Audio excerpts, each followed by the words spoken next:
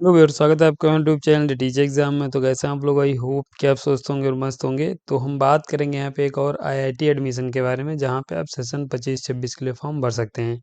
ये इंडिया की top ranking IIT है और ये इसे एनआईआरएफ की फर्स्ट रैंक प्राप्त है, जहाँ पे आप पीएचडी के लिए फॉर्म भर पाएंगे। सेशन आपका मैंने बताया कि 25-26 रहेगा और सब्जेक्ट्स आपको यहाँ पे 18 देखने को मिलेंगी। सीट 470 हैं। डायरेक्ट एडमिशन ले सकते हैं, नहीं ले सकते हैं, ये आगे हम देखेंगे। और अगर आप सिलेक्शन ले लेंगे तो यहाँ पे 37,000 रुपये पर मंथ फेलोशिप मिलेगी। साथ ही यहाँ पे एक अच्छी बात ये है कि यहाँ पे ट्रेवल अलाउंस, जो आप आने जाने का जो आपका यात्रा भत्ता है, वो भी यहाँ पे इंस्टीट्यूट आपको पे करेगा। तो इसके लिए क्या नियम शर्तें रखी गई हैं, डायरेक्ट एडमिशन में क्या नियम शर्तें हैं, और 37,000 रुपये फेलोशिप किन कैंडिडेट्स को मिलेगी। सब्जेक्ट्स यहाँ पे 18 कौन कौन सी हैं, वो आगे हम यहाँ पे चल के देखेंगे। तो हम चलेंगे, लेकिन चलने से पहले चैनल पर पहली बार आए हैं तो चैनल को सब्सक्राइब कर लीजिएगा, बेल आइकन भी दोस्तों जरूर प्रेस कर लीजिएगा, इससे कि वीडियो की लेटेस्ट नोटिफिकेशन सबसे पहले आपको मिले। नोटिफिकेशन पे चलने से पहले दोस्तों यहाँ पे हमारी कुछ सर्विसेज हैं, इनको देखेंगे। यहाँ पे हम सर्विसेज प्रोवाइड करा रहे हैं। अगर आपका हाल ही में कहीं पे इंटरव्यू लगा हुआ है, एक अच्छा प्रपोजल नहीं बना पा रहे हैं, तो आप हमारी टीम की मदद ले सकते हैं।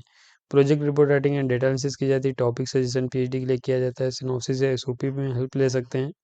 डिजर्टेशन में हेल्प ले पाएंगे। अगर आप पीजी के फाइनल ईयर या फिर फाइनल सेमेस्टर के छात्र हैं, आप एक अच्छा डिजर्टेशन नहीं बना पा रहे हैं, तो यहाँ पे भी आप हेल्प ले सकते हैं।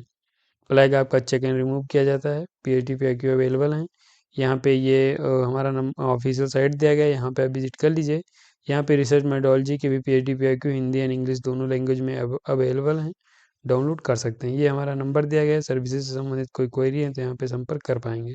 सर्विसेज एंड लिंक डिस्क्रिप्शन में, या फिर आप यहाँ पे इस नंबर पे संपर्क कर सकते हैं। हम नोटिफिकेशन पे आएंगे, आपका जो इंस्टीट्यूट है उसके बारे में, और साथ ही यहाँ पे जो नोटिफिकेशन में आपकी एलिजिबिलिटी है वो भी देखेंगे। तो यहाँ पे जो आपका इंस्टीट्यूट है वो आपका यहाँ पे Indian institute of technology Madras Chennai और तमिलनाडु की तरफ से आवेदन पत्र मांगे गए हैं। एक बेहतरीन ये आपकी आईआईटी है और इसे एनआईआरएफ की जो रैंकिंग है उसकी फर्स्ट रैंक, जो इंस्टीट्यूट है उसे फर्स्ट रैंक प्राप्त है। यहाँ पे रिसर्च एडमिशन ये ब्रूसर है, जहाँ पे रिसर्च और आपका एमएस के लिए आवेदन पत्र मांगे गए, यानी पीएचडी एंड एमएस के लिए दो कैटेगरी के लिए आवेदन पत्र मांगे गए हैं। लेकिन हम यहाँ पे बात करेंगे आपका जो पीएचडी उसके बारे में। यहाँ पे जो एप्लीकेशन फॉर्म इनवाइट किए गए हैं वो जुलाई सेशन के लिए आवेदन पत्र यहाँ पे मांगे गए हैं। सेशन आपका जुलाई 2025 से स्टार्ट होगा।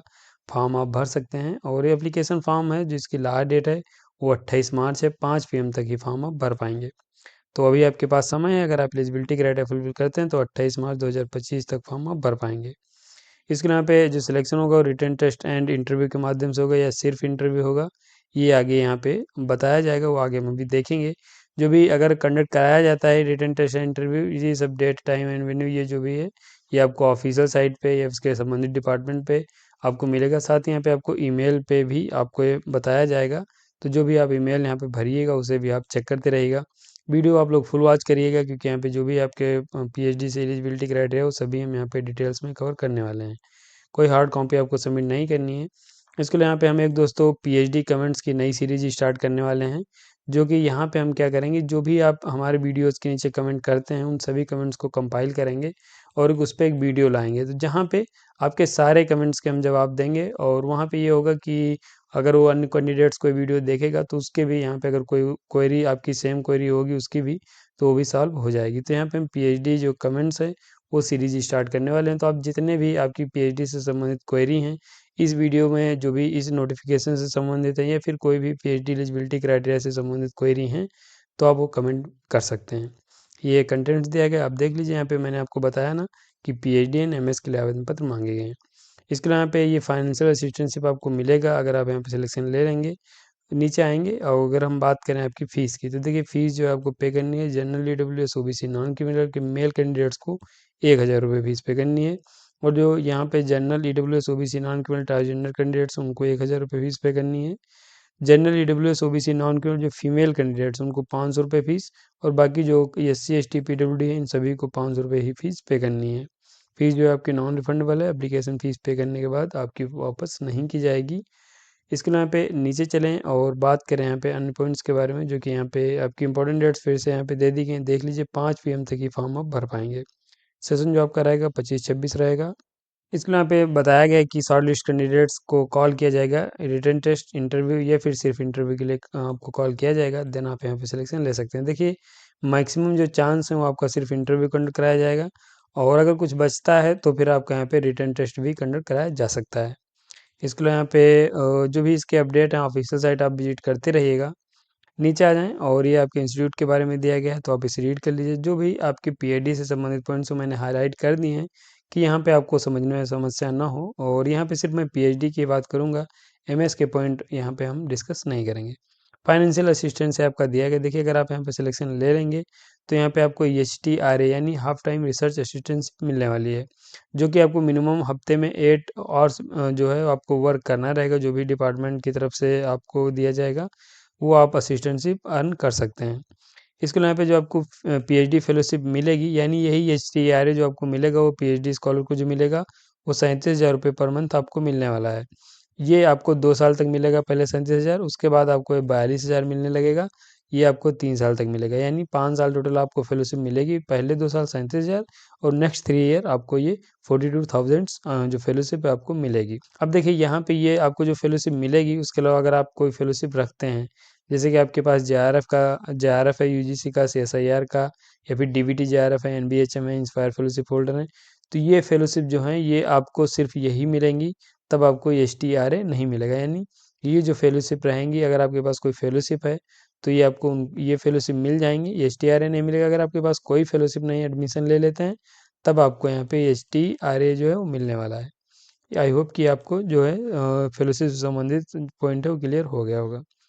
एडमिशन विदाउट असिस्टेंटशिप ये यहाँ पे बताया गया। असिस्टेंटशिप विदाउट कौन से, जो पार्ट टाइम है, एक्सटर्नल है, QIP staff, foreign national project हैं, ये जो कैंडिडेट पीएचडी करेंगे इनको असिस्टेंटशिप नहीं मिलेगी।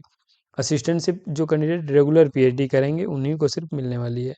और उसमें भी रेगुलर में ये है कि जैसे कि आप प्रोजेक्ट हैं तो, या फिर स्टाफ मेंबर हैं तो आपको फेलोशिप नहीं मिलेगी। हम यहाँ पे जो फोकस करेंगे वो हम रेगुलर के बारे में ही ज़्यादा फोकस कर रहे हैं। सिलेक्शन प्रोसीजर देख लीजिए, बताया गया है रिटन टेस्ट एंड इंटरव्यू, या फिर सिर्फ इंटरव्यू आपका कंडक्ट कराया जा सकता है, जिसके माध्यम से आपका सिलेक्शन होगा। बाकी आपके अन्य पॉइंट्स दिए गए हैं, आप इनको देख लीजिए। रिजर्वेशन ऑफ सीट जो है गवर्नमेंट ऑफ इंडिया के रूल के अनुसार रहेगा। ये टीए आपको यहाँ पे मिलेगा अगर आप इंटरव्यू अटेंड करते हैं, जो कि यहाँ पे डायरेक्ट पीएचडी इंटरव्यू अगर आप यहाँ पर कंडक्ट कराया जाता है, तो अगर आप यहाँ पे अटेंड करेंगे ऑफलाइन मोड में, तो यहाँ पे आपको second sleeper class, single and यहाँ पे आपको रेल या फिर बस जो फेयर है वो आपको यहाँ पे मिलने वाला है चेन्नई तक। और इसके अलावा जो आप देख लीजिए, जो भी शॉर्टेज रूट हैं उनका आपको यहाँ पे फेयर मिल जाएगा, यानी ट्रेवल अलाउंस आपको यहाँ पे मिल जाएगा अगर आप यहाँ पे ऑफलाइन इंटरव्यू देने जाएंगे। बाकी यहाँ पे आपको ओरिजिनल डॉक्यूमेंट्स आपको सबमिट करने पड़ेंगे। देखिए यहाँ पे जब आपको इंटरव्यू कंडक्ट कराया जाएगा या फिर डॉक्यूमेंट वेरिफिकेशन होगा at the time of interview, तो ये आपको ओरिजिनल डॉक्यूमेंट्स ले जाने हैं और ये आपको सबमिट करने पड़ेंगे। इसके अलावा यहाँ पे जो आपके ओरिजिनल डॉक्यूमेंट्स हैं वो भी आपको सबमिट करने पड़ेंगे। ये 31 मार्च जनवरी में, अगर आप यहाँ पे जनवरी में एडमिशन होता है, जनवरी सेशन आता है, तो यहाँ पे 31 मार्च तक आपको सबमिट करना पड़ेगा। देख लीजिए यहाँ पे डॉक्यूमेंट्स आपको ओरिजिनल सबमिट या फिर वेरिफिकेशन के लिए सबमिट करना पड़ेगा। क्या क्या डॉक्यूमेंट्स होने चाहिए, ये सब आपके यहाँ पे दिए गए हैं। रिजर्वेशन का लाभ लेना चाह रहे हैं तो ये यहाँ पे जो यहाँ पे आपकी डेट दी गई उनके अनुसार आपके सर्टिफिकेट्स होने चाहिए। At the time of admission क्या क्या आपको सबमिट करना है, ये सब यहाँ पे बताया गया, तो आप इसे देख लीजिएगा। बाकी यहाँ पे हम नीचे आएँ, जो कैटेगरी ऑफ एडमिशन उसके बात करेंगे। देखिए यहाँ पे बहुत सारी कैटेगरी हैं, जिनमें यहाँ पे प्रोजेक्ट की है, पार्ट टाइम है, HTR जो आपके यहाँ पे रेगुलर है, और बाकी यहाँ पे एक्सटर्नल कैटेगरी है, फॉरेन नेशनल के लिए है, तो ये कई कैटेगरी हैं।